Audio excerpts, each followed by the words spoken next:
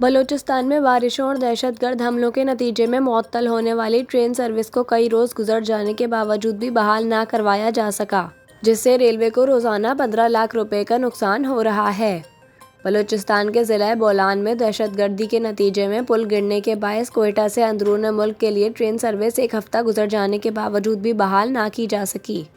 گزشتہ ہفتے بولان کے علاقے دوزان میں انگریز راج میں تعمیر ہونے والا ریلوے پل بم دھماکے کے نتیجے میں گر گیا تھا۔ ریلوے پل گرنے سے اندرون ملک پنجاب اور سندھ کے لیے ریل سروس معطل ہو گئی تھی، جسے محکمہ ریلویز ایک ہفتہ گزر جانے کے بعد بھی بحال نہ کر سکا ہے۔ ریلوے حکام کے مطابق کوئٹہ سے اندرون ملک کے لیے ٹرین سروس کی مد سے بحالی کے لیے ریلوے نے محکمہ داخلہ بلوچستان اور ایف سی کو سیکیورٹی کی فراہمی کا مراسلہ لکھا تھا،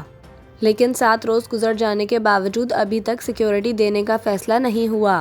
جبکہ محکمہ ریلویز بھی مسافروں کو مچھ لے جانے کے لیے بسوں کا بندوبست بھی نہیں کر سکا ہے۔ دوسری جانب سبی سے ہرنائی کے لیے ٹرین سروس 23 جولائی سے بند ہے اور سبی ہرنائی ریلوے ٹریک کی مرمت 1.5 ماہ بعد بھی نہیں ہو سکی ہے۔ ادھر قلعہ عبداللہ کے علاقے شیلا باغ کی سرنگ میں برساتی پانی بھرنے کے باعث کوئٹہ چمن ٹرین سروس بھی 2 روز سے معطل ہے، جس کی بحالی میں کئی دن لگ سکتے ہیں۔ ریلوے حکام کا کہنا ہے کہ صوبے میں ٹرینوں کی بندش سے ریلوے کو روزانہ 15 لاکھ روپے کا نقصان ہو رہا ہے۔